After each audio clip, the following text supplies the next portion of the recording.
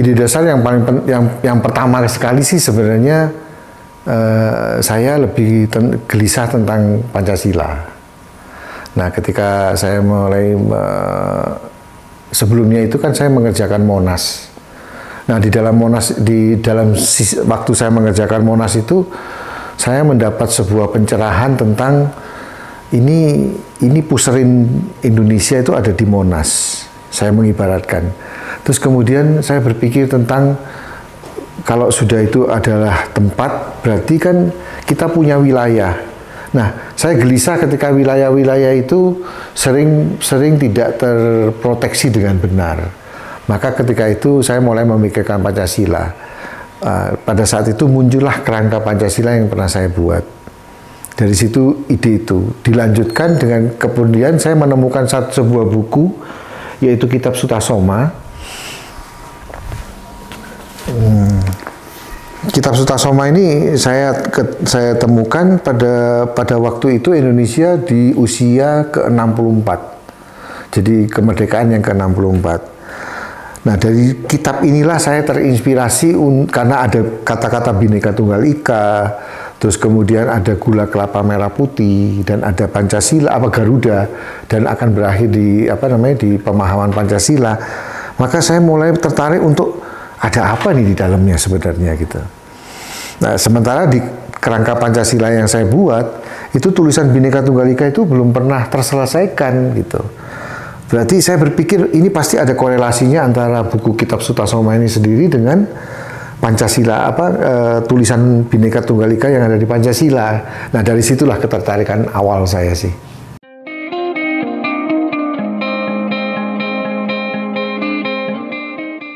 Saya tidak terlalu banyak berpikir untuk itu. Saya tidak boleh berpikir terlalu banyak. Saya hanya ingin begini.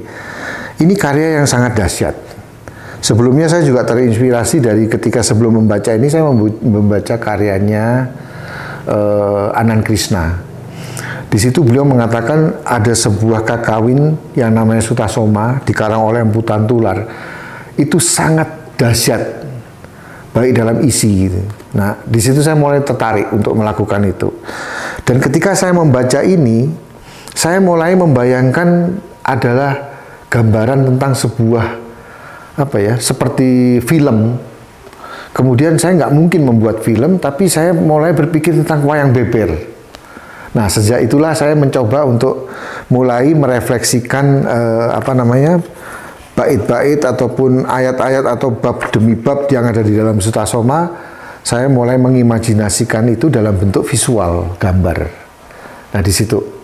Nah, setelah saya melakukan itu, mungkin kegilaan saya terhadap Sutasoma semakin menjadi.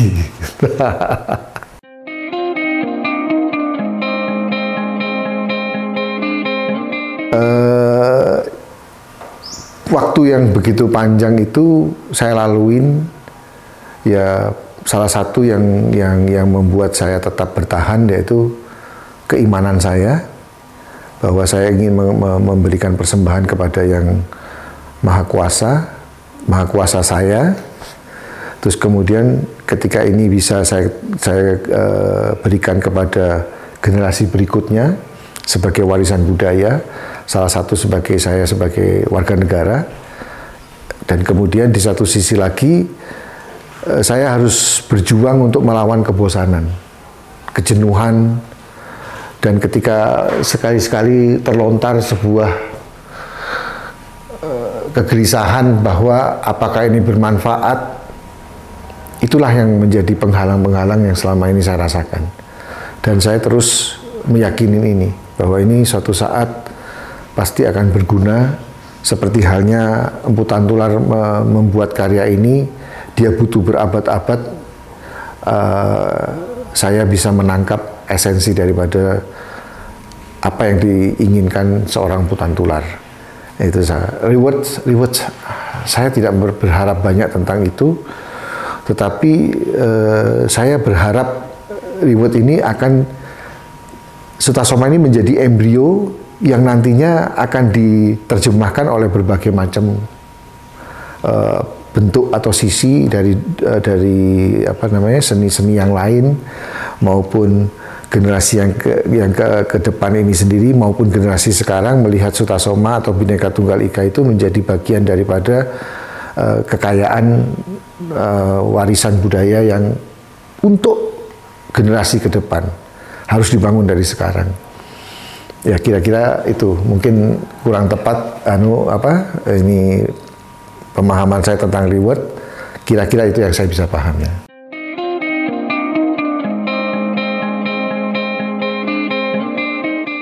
Karya ini kan sebenarnya bisa dilihat dari beberapa sudut. Ketika dia di Bali, dia ditempatkan sebagai bagian dari sebuah prosesi di dalam upacara. Nah, karena dia berasal dari sebuah keyakinan Siwa dan Buddha, dan Empu Tanrur sendiri seorang Buddha. Tetapi ketika saya memahamin Kakawin Sutasoma, Kakawin ini adalah bentuk sebuah ajaran tentang kepemimpinan. Jadi bagaimana ketika kita bisa memimpin diri sendiri, kita memimpin lingkungan yang terdekat, sampai kepada sebuah sistem kekuasaan. Bagaimana cara memimpin? Yaitu dengan hati, dengan kasih, dan nurani. Nah, ketika ini dikorelasikan dengan tadi adalah masalah politik dan sebagainya. Sebenarnya ada juga keterkaitan karena di dalam buku ini ada kata-kata Bhinneka Tunggal Ika yang mendasari Pancasila sebagai lambang negara kita. Yang saya pahamin tentang itu ketika ketuhanan yang Maha Esa yang kita punya tidak dibarengin oleh paham Bhinneka Tunggal Ika di dalam jiwa dan pemahaman setiap anak bangsa yang begitu banyak etnis dan budaya, itu akan menjadi persoalan.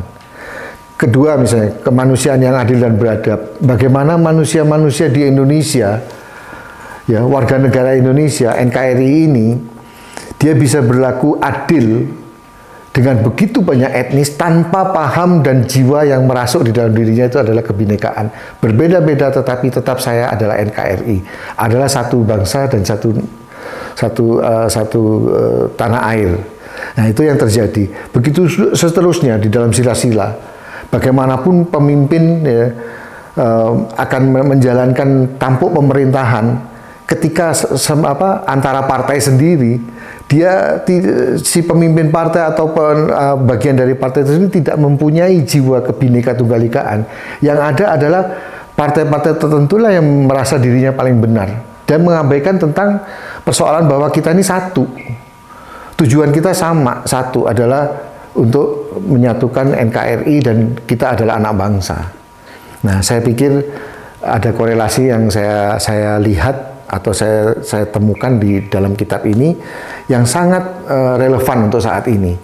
Baik di dalam kepemimpinan yang selanjutnya, bahwa cara-cara Sutasoma ketika dia ingin ketika dia diminta untuk menjabat atau menduduki takhta tertinggi, beliau sendiri menghindar dari itu untuk pergi keluar istana.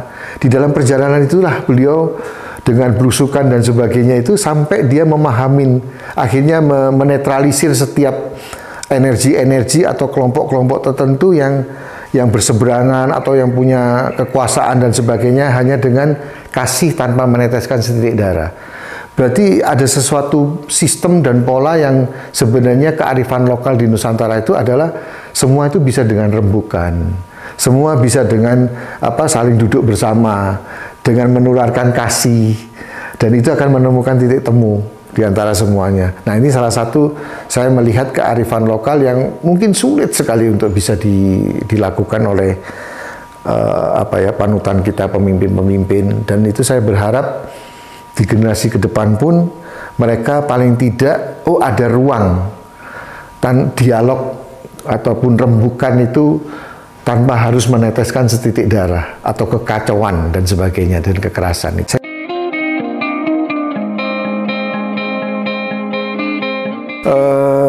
Hitam putih itu kan sesuatu hal yang bagi seorang perupa atau seniman itu hal yang paling dasar.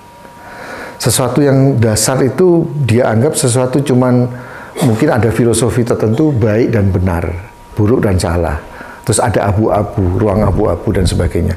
Tapi bagi saya melihatnya itu adalah sebuah warna. Hitam sendiri itu ketika dicairkan itu mempunyai begitu banyak layers warna di situ. Demikian putih pun ketika ditambahkan kan seperti itu. Memang akan menjadi sulit ketika saya hanya melakukan dengan satu warna yaitu hitam dan dasar putih, tetapi menjadi sebuah kesatuan dan itu membuat sebuah warna tersendiri di dalam sebuah karya. Ornamen-ornamen yang saya bentuk itu tanpa saya punya guiding ataupun saya punya literatur yang saya pegang untuk hal ini. Dia mengalir sendiri dari pengkayaan visual bawah sadar saya, pengalaman proses yang saya jalanin selama ketika saya mulai dari pembelajaran sejak awal di sekolah dasar pun terus saya simpan di dalam setiap pekerjaan saya yang melibatkan tentang kreatif. Misalnya saya dulu pernah sebagai fashion designer, saya di aksesoris, kemudian saya membuat batik, sampai akhirnya saya menjadi interior designer, arsitek, landscaper, dan akhirnya itu meredam ada di dalam bawah sadar saya, dan itu menyatu ketika saya membaca bait demi bait. Saya merefleksikan tulisan Emputan Tular itu, tulisan itu sendiri membentuk sebuah ornamen-ornamen tertentu yang saya akhirnya tuangkan di dalam karya-karya itu.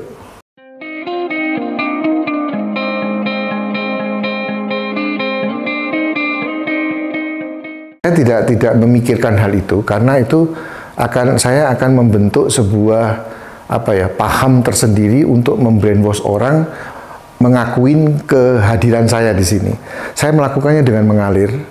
Saya mencoba untuk memahamin dari kitab ini sendiri, dari karya Emputan Tular, dan saya mencoba untuk memasuki jiwa sang penulis, bagaimana dia merefleksikan dalam tulisan itu, dan saya mencoba untuk karena dia sendiri punya gaya.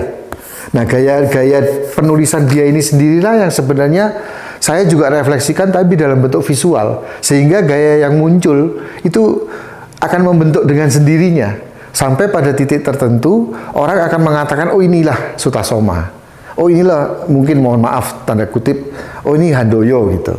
Nah seperti itu kira-kira. Jadi saya tidak mengacu atau punya sebuah pemikiran atau berangan-angan tentang oh gayanya harus seperti ini, enggak.